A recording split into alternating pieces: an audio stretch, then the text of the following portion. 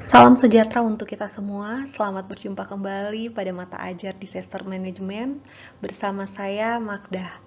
Saat ini kita akan membahas mengenai Hospital Disaster Plan atau lebih spesifik pada topik Internal Disaster Plan atau bencana yang terjadi di dalam rumah sakit. Tujuan pembelajaran pada sesi kali ini yaitu pertama, diharapkan mahasiswa memahami konsep perencanaan dan dasar kebijakan Hospital Disaster Plan. Kemudian, mahasiswa mampu memahami struktur organisasi tim penanggulangan bencana rumah sakit, mampu mengidentifikasi permasalahan bencana di rumah sakit dan bahaya potensial serta kecelakaan dalam rumah sakit. Kemudian diharapkan mahasiswa memahami penyusunan Hospital Disaster Plan.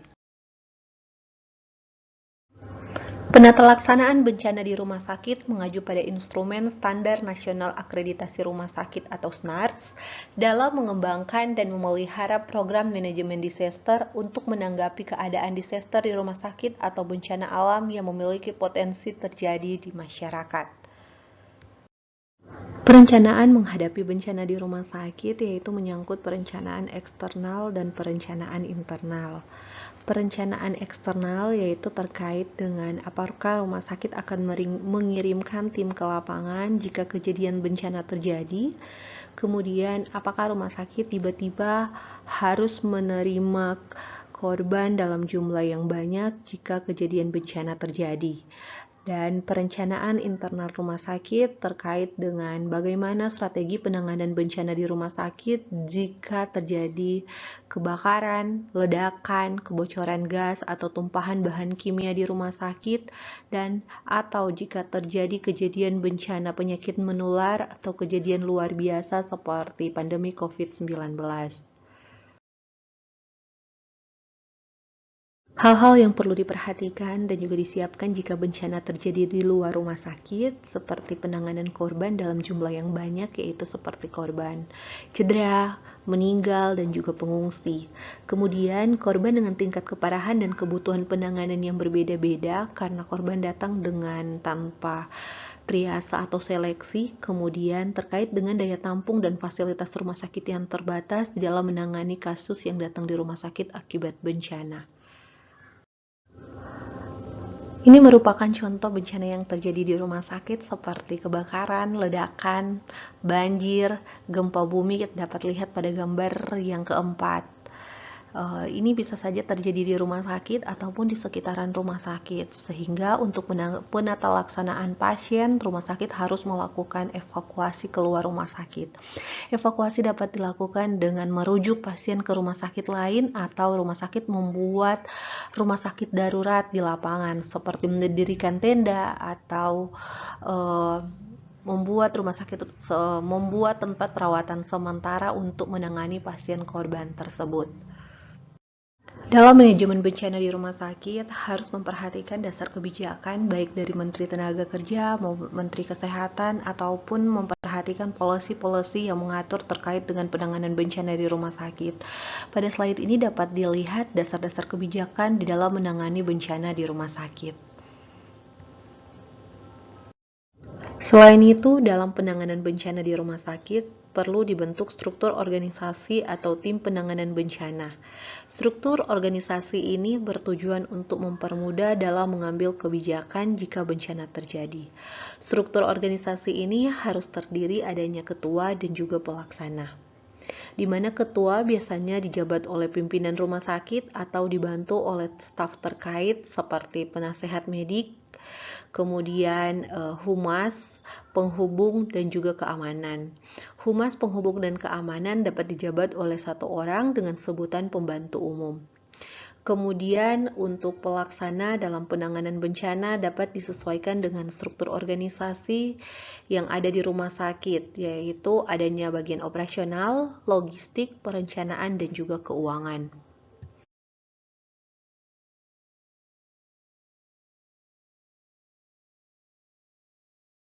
Permasalahan bencana di rumah sakit berbeda-beda tergantung pada jenis bencana yang terjadi, seperti banjir, gempa, kebakaran, permasalahannya berbeda, tentunya penanganannya pun berbeda.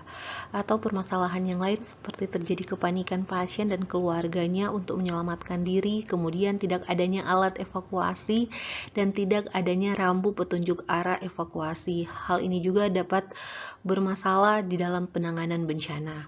Kemudian petugas tidak mampu mengatasi situasi dan meninggalkan rumah sakit karena ketidaktahuan tentang prosedur yang harus dilakukan. Inilah permasalahan-permasalahan yang terjadi jika terjadi bencana di rumah sakit dan rumah sakit tidak memiliki strategi penanganan yang tepat. Bahaya-bahaya potensial dan bencana yang terjadi di rumah sakit yaitu terdiri dari bahaya fisik, bahaya kimia, bahaya biologi, bahaya dari faktor ergonomi, dan juga bahaya dari faktor psikososial. Di rumah sakit, setiap ruangan yang ada di rumah sakit ini memiliki resiko bahaya yang berbeda-beda. Seperti contoh bahaya fisik seperti kebisingan, suhu, vibrasi, radiasi, tekanan, dan juga pencahayaan. Kemudian bahaya dari faktor psikososial seperti stres. Kemudian bahaya dari biologi seperti virus, bakteri, jamur, plasmodium, dan juga cacing. Inilah contoh bahaya-bahaya potensial dan bencana yang terjadi di rumah sakit. Selain bahaya potensial yang terjadi di rumah sakit juga berisiko terjadi kecelakaan, baik itu kecelakaan kerja maupun bukan kecelakaan kerja. Kecelakaan kerja yang dapat terjadi di rumah sakit seperti akibat dari ledakan, kebocoran bahan kimia, dan juga kebocoran zat radioaktif. Kecelakaan-kecelakaan tersebut dapat menyebabkan kasus trauma, baik itu trauma tumpul, tajam, maupun luka bakar. Selain itu dapat juga mengganggu sistem pernafasan, gangguan kesadaran, dan juga dapat menyebabkan gangguan fungsi organ yang lain.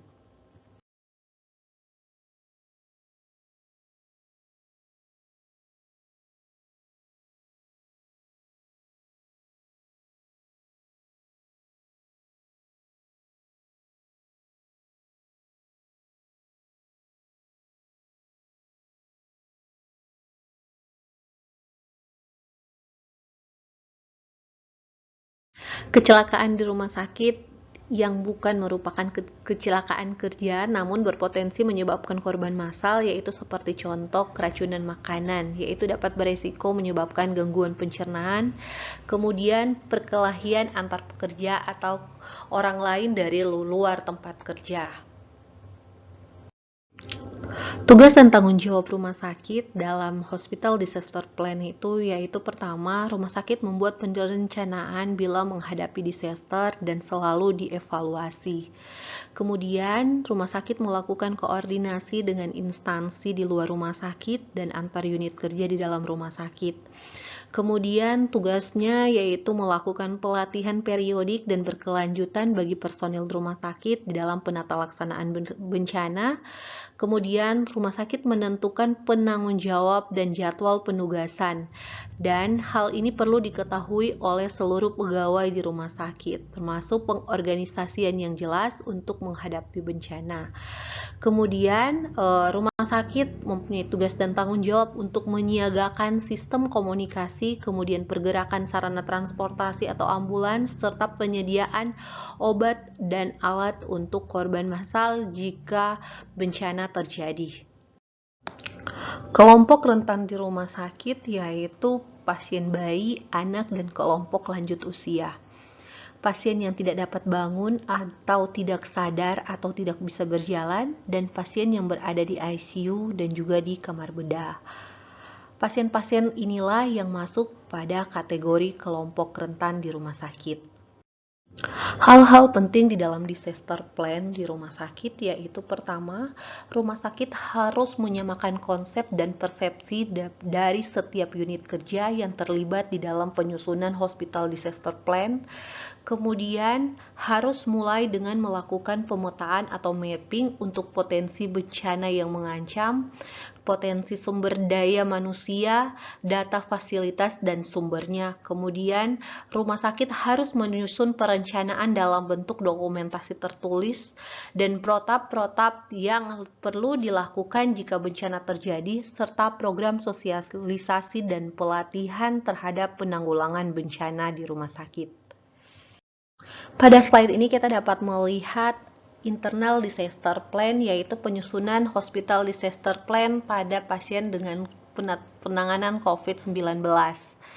Yaitu kita bisa melihat berdasarkan dari petunjuk Kementerian Kesehatan Indonesia terkait dengan perawatan pada pasien COVID-19, yaitu dilihat dari berdasarkan gejala, kemudian cara penata laksanaannya sampai dengan rujukan pasien dengan COVID-19. Seperti contoh, pasien dengan gejala ringan, di dalam penata laksanaannya pasien hanya perlu melakukan karantina di rumah, sedangkan berbeda dengan pasien dalam kondisi berat kritis, penata laksanaannya itu pasien dapat dirawat di rumah sakit. Pada slide 16 ini kita dapat melihat penyusunan hospital disaster plan pada kasus kebakaran di rumah sakit. Pada gambar kita dapat melihat alur penata laksanaan mulai dari nomor 1 sampai dengan nomor 7. Pada nomor 1 kita dapat melihat api, kemudian pada nomor 2 kita dapat melihat satpam melakukan koordinasi dengan satpam lain, kemudian ada tim yang melakukan evakuasi, kemudian ada tim yang melakukan keamanan. Tim yang melakukan evakuasi tersebut, pertama dia melakukan pemutusan arus listrik, kemudian dia mengamankan aset-aset penting perusahaan seperti dokumen-dokumen penting. Kemudian pada tim keamanan dia melakukan apa? Dia melakukan telepon kemana? Telepon ke nomor-nomor darurat yang sudah tersedia seperti ke PMK, ke rumah sakit, ke polisi, ke departemen yang lain, dan juga ke departemen fasilitas, dan juga ke security, kepala security. Tujuannya untuk menginformasikan bahwa ada terjadinya kebakaran di rumah sakit. Kemudian setelah nomor-nomor telepon itu dihubungi, hal yang lain, tim juga dapat melakukan absensi pekerja dan visitor, sehingga jika ada korban dapat dengan mudah teridentifikasi. Kemudian setelah kebakaran itu reda, tim juga harus melakukan evaluasi. Nah, ini adalah alur penata laksanaan bencana kebakaran yang ada di rumah sakit. Tujuan adanya alur penata laksanaan ini supaya di dalam penata laksanaan bencana kebakaran dapat dengan mudah teratasi dan juga untuk mengurangi atau meminimalkan kejadian korban. Di dalam penata laksanaan disaster plan atau hospital plan harus sifatnya tertulis.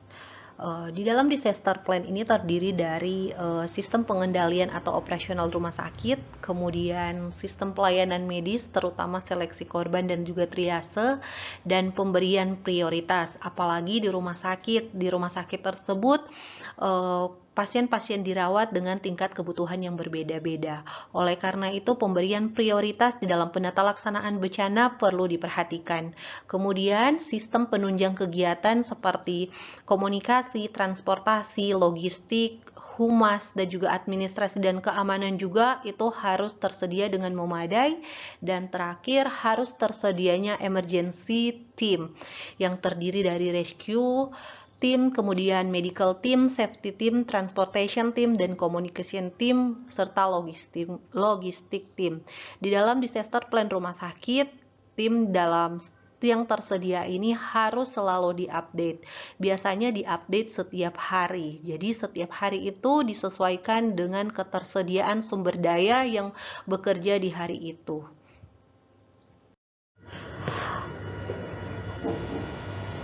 Analisis permasalahan di rumah sakit dan pemetaan atau mapping yaitu terdiri dari pertama, analisis kebijakan. Seperti apakah sudah adanya SOP tertulis, Kemudian, apakah sudah ada pertemuan dan kerjasama dengan unsur-unsur dalam ataupun di luar rumah sakit terkait dengan penanganan bencana? Kemudian, apakah ada ketentuan tentang alarm sistem, respon sistem, dan juga evakuasi dan lain-lain? Kemudian, harus adanya analisis tata kerja pada saat terjadi bencana, dan yang terakhir harus adanya analisis data. Analisis data ini yaitu termasuk di dalamnya adalah potensi ancaman yang dapat terjadi, kemudian sarana prasarana yang tersedia di rumah sakit, alur sehari-hari di dalam penanganan bencana, dan juga terkait dengan kepadatan rumah sakit juga perlu dianalisis. Bencana di rumah sakit tergantung pada jenisnya. Ada banjir, ada bencana kebakaran, ada ledakan, ada gempa. Setiap permasalahan yang terjadi di rumah sakit, penyelesaian masalahnya itu harus tergantung pada apa yang menjadi permasalahannya. Ini merupakan hal-hal atau data yang perlu dianalisis di dalam hospital plan, yaitu pertama terkait dengan struktur atau lokasi dari rumah sakit itu sendiri. Kemudian bahaya-bahaya apa saja yang sekiranya berpotensi terjadi di rumah sakit seperti gas, eksplosif, kemudian zat radioaktif yang beresiko berpotensi menyebabkan bahaya. Kemudian harus dianalisis juga terkait dengan pemetaan kepadatan masyarakat di rumah sakit tersebut. Hal ini terkait dengan evakuasi, karena semakin padatnya satu rumah sakit berarti berpotensi atau beresiko terhadap evakuasi yang akan dilakukan. Tentunya bisa mempersulit atau memperlambat evakuasi yang dilakukan. Kemudian pemetaan terkait dengan peralatan dan keselamatan. Jadi di rumah sakit juga itu alur evakuasi itu harus diberikan tanda atau harus disiapkan secara memadai agar proses evakuasi dapat berjalan dengan lancar dan baik. Dan yang terakhir itu yang perlu dianalisis adalah sarana proteksi kebakaran, seperti contoh penempatan hidran dan cara untuk mengoperasikannya, kemudian APAR, di mana lokasi APAR, hidran dan APAR terletak di mana saja. Hal-hal tersebut harus selalu dianalisis ketepatan tempat ditempatkan alat-alat untuk proteksi kebakaran. Tujuannya supaya ketika terjadi bencana di rumah sakit, alur penanganan dapat berjalan dengan lancar dan juga baik dan tepat.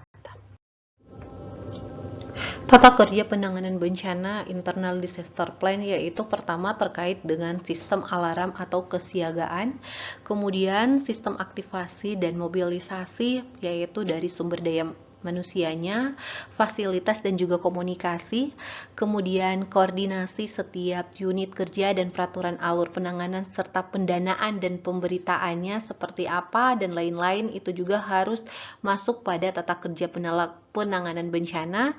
Kemudian terkait dengan sistem pendataan dan pelaporan. Sistem pendataan harus selalu aktual dan tertulis, sehingga ketika terjadi bencana, tata kerja penanganan bencana dapat berjalan dengan lancar.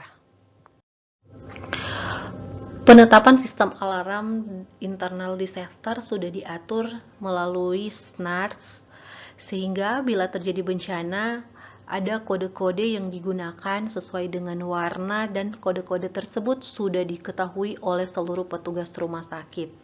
Sehingga seluruh petugas rumah sakit ketika bekerja di satu tempat harus mengetahui kode-kode atau makna dari warna-warna yang telah ditetapkan tersebut.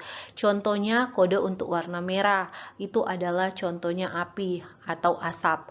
Artinya ada potensi kejadian kebakaran. Kemudian kode warna biru yaitu medical emergency. Berarti ada kasus darurat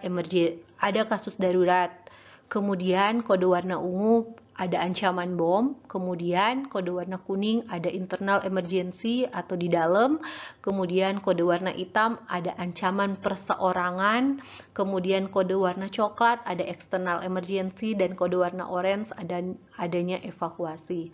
Semua kode-kode yang ada di rumah sakit ini harus diketahui oleh seluruh staf yang ada, sehingga ketika terjadi bencana ataupun ketika kode dinyalakan atau warna kode diumumkan, seluruh staf mengerti dan memahami setiap makna dari warna tersebut. Seperti contoh saat ini di rumah sakit ada kode yang namanya KOTSI. KOTSI itu artinya ada evakuasi pasien dengan COVID-19. Kita tidak mengatakan bahwa ada evakuasi pasien COVID-19, namun yang diumumkan adalah terjadinya KOTSI atau evakuasi pasien dengan COVID-19. Cara mengumumkan adanya bencana yaitu perlu kesepakatan cara mengumumkan agar tidak membuat kepanikan. Sehingga biasanya di rumah sakit hanya mengumumkan menggunakan kode warna, contohnya kode warna merah. Seperti contoh pengumuman yang diberikan melalui speaker oleh security seperti perhatian, kode merah, ruang anak. Itu artinya bahwa ada kebakaran di ruang anak, sehingga kita sebagai perawat harus mengerti ketika mendengar kode merah, kita mengartikan itu bahwa potensi kebakaran. Kemudian biasa diikuti dengan ruang mana yang terjadi kebakaran tersebut. Contohnya pada contoh ditulis ruang anak, berarti kebakaran terjadi di ruang anak. Ini adalah contoh-contoh cara mengumumkan adanya kejadian bencana. Kode-kode ini tersebut diberikan agar supaya tidak membuat kepanikan seluruh orang yang berada di rumah sakit. Di dalam melakukan penanganan bencana di rumah sakit, penyelamatan harus dilakukan, yaitu pertama penyelamatan kepada pasien, penunggu, keluarga pasien, pengunjung, tamu, dan juga petugas rumah sakit. Kemudian penyelamatan prasarana rumah sakit seperti peralatan medis, peralatan diagnostik, peralatan perkantoran, dan juga peralatan dokumen rumah sakit, dokumen pasien, dan juga dokumen kepegawaian. Di dalam penyelamatan yang dilakukan di rumah sakit biasanya dibagi tim penyelamat, yaitu yang dapat dibagi berdasarkan dengan sumber daya yang bekerja di hari itu dengan pembagian tugas, yaitu ada yang bertugas untuk evakuasi pasien, ada yang bertugas untuk evakuasi barang atau sarana prasarana, dan ada juga yang bertugas untuk evakuasi dokumen-dokumen berharga. Biasanya petugas-petugas yang melakukan evakuasi itu menggunakan helm yang sudah disiapkan di rumah sakit. Ada helm berwarna kuning, ada helm berwarna merah, ada helm berwarna biru, dan ada helm berwarna putih. Setiap helm yang dipakai ini mempunyai makna. Seperti helm berwarna merah, dia bertugas untuk memadamkan api. Kemudian helm berwarna putih, petugas tersebut mempunyai tugas untuk mengamankan dokumen-dokumen berharga. Dalam penanganan bencana di rumah sakit terdiri dari tim penyelamat, yaitu terdiri pertama security atau pengamanan. Security atau pengamanan dalam penanganan bencana bertugas yaitu untuk mengamankan lokasi tempat kejadian bencana, mengamankan alur evakuasi keluar dari area bencana, membantu pemadaman menggunakan APAR, membantu tim evakuasi, dan mencegah kepanikan masyarakat di dalam rumah sakit. Selain security, jika terjadi bencana kebakaran, dibutuhkan juga firefighting atau pemadaman. Pemadaman dilakukan oleh petugas di ruangan dengan menggunakan APAR yang ada di ruangan, kemudian petugas IPS rumah sakit, yaitu memadamkan sumber listrik menggunakan hidran pada pemadaman. Untuk menggunakan hidran biasanya dilakukan oleh orang-orang yang sudah dilakukan pelatihan terlebih dahulu di dalam pengoperasiannya. Kemudian dilakukan oleh satpam menggunakan APAR dari ruangan lain, kemudian menggunakan petugas pemadam kebakaran kota dengan menggunakan mobil pemadam, menggunakan hidran atau penyelamatan orang yang terjebak di lokasi kebakaran. Selain itu, tim yang lain yang dibutuhkan yaitu medical team yang terdiri dari dokter, perawat, dan juga bidan. Medical team bertugas untuk melakukan evakuasi pasien keluar dari area bencana menuju ke tempat penampungan sementara, kemudian melakukan seleksi korban atau triase untuk menentukan prioritas yang memerlukan tindakan medis segera, kemudian menetapkan korban yang perlu dilakukan tindakan dan evakuasi ke rumah sakit lain atau dirujuk, melakukan pelayanan medis darurat pada semua korban yang membutuhkan perawatan dan penata laksanaan segera, kemudian melakukan penilaian penggunaan ruang untuk perawatan gawat darurat. Di dalam penanganan bencana juga dibutuhkan support tim yaitu untuk mendukung pertama diagnostik, yaitu memberikan pelayanan korban massal sesuai dengan fasilitas yang tersedia, kemudian tim support dari farmasi yaitu terkait dengan penyediaan obat dan bahan medis habis pakai dalam penanganan medis darurat, kemudian dari gizi untuk menyiapkan makanan untuk korban dan petugas, kemudian dibutuhkan juga tim komunikasi dan public relation dan juga umum untuk menyiapkan alat transportasi untuk evakuasi jika terjadi rujukan, menyiapkan data korban yang ditangani oleh rumah sakit yaitu melalui tim rekam medis dan juga humas, kemudian menyiapkan perubahan fungsi ruangan dan fasilitas yang diperlukan jika terjadi keadaan darurat, kemudian juga dibutuhkan support tim dari keuangan yaitu untuk menyiapkan pendanaan emergensi jika diperlukan dalam penanganan bencana di rumah sakit.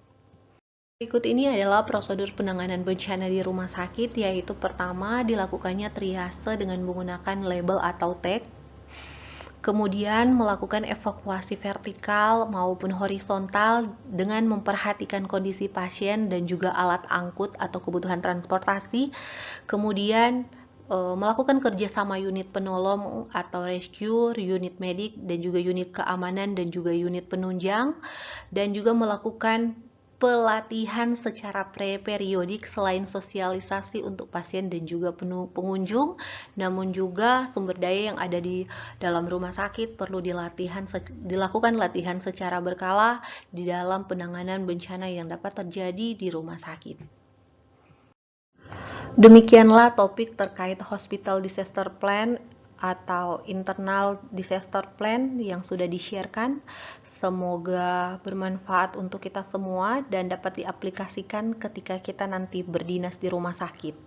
Jika ada pertanyaan terkait dengan topik yang sudah di-sharekan, silakan pertanyaan dituliskan di kolom chat pada Learn yang telah disiapkan. Terima kasih, Tuhan memberkati kita semua.